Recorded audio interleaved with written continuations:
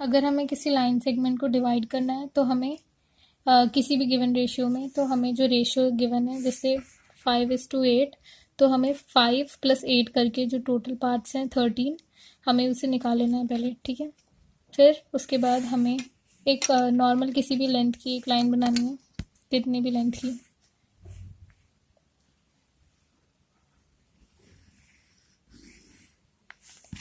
मान लिया यहाँ पे हमें लाइन सेगमेंट ए बी दिया है, तो हम ए बी लिख सकते हैं।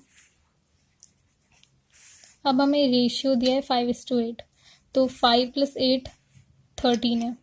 तो अब हम स्केल की हेल्प से 13 सेंटीमीटर तक बनाएंगे और फिर उसको 1 सेंटीमीटर, याद रहे कि ये एक्यूट एंगल रहे, एक्यूट मीन्स 90 से कम। अब ये 13 तक हमने बना लिया। अब हमें मेजर करके 1 सेंटीमीटर पे मार्क करना है।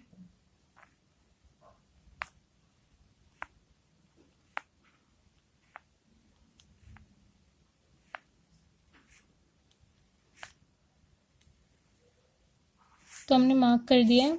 अब हमें यहाँ पे ये पॉइंट रख लेना है, ठीक है।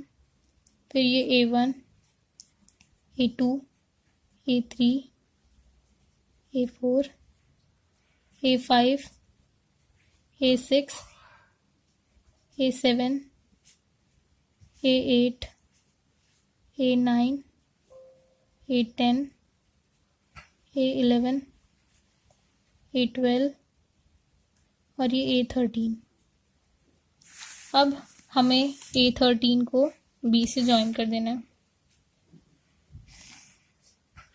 A13 को हमने B से ज्वाइन कर दिया। अब हम इसके बाद जितना रेशियो दिया, जो फर्स्ट नंबर है 5:8, तो हमें A5 से यहाँ पे एक लाइन ड्रॉ करनी है, लेकिन हमें उसके लिए कुछ एंगल भी चाहिए। तो सबसे पहले हमें एक आर्क ड्रॉ करनी है A13 पे।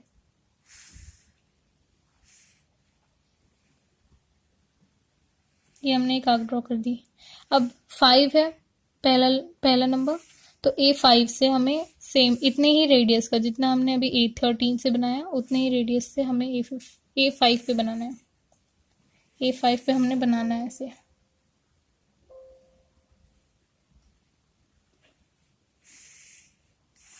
अब A5 पे बना लिया। अब इसका मेजर देखना है। अब ये जितना है, हमें इस पॉइंट पे जहाँ पे लाइन को कट किया है, हमने A5 से बनाया था, यहाँ पर कट किया, तो इस वाले से हमें एक आर्क ड्रॉ करनी है इसी लाइन पे, इसी आर्क पे। तो ये जो आर्क जहाँ पे पॉइंट ऑफ इंटरसेक्शन है, यहाँ पर इसी से A5 से हमें एक लाइन ड्रॉ करनी है जो कि A13B से पैरेलल हो। देखिए,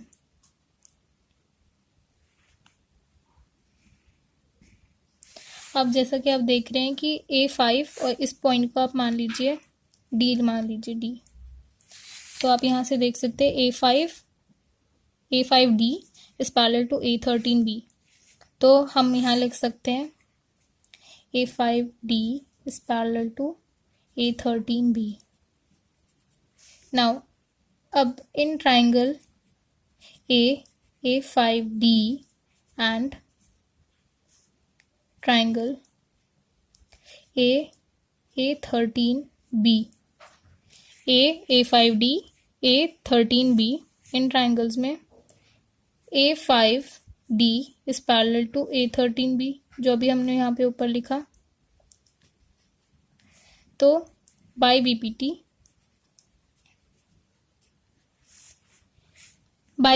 देखिए, A5 upon A5 A13 is equal to AD upon DB। तो हमने देखा, और A5 इसकी लेंथ कितनी है, 5 यूनिट्स, तो हम ऊपर 5 लिखेंगे। और ये A5 to A13 इसकी लेंथ कितनी है, 8 यूनिट्स, तो हम 8 लिख सकते हैं।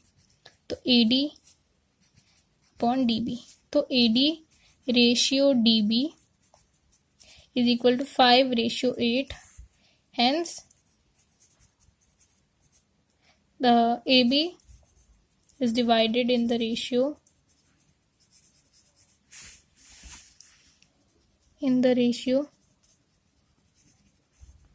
5:8।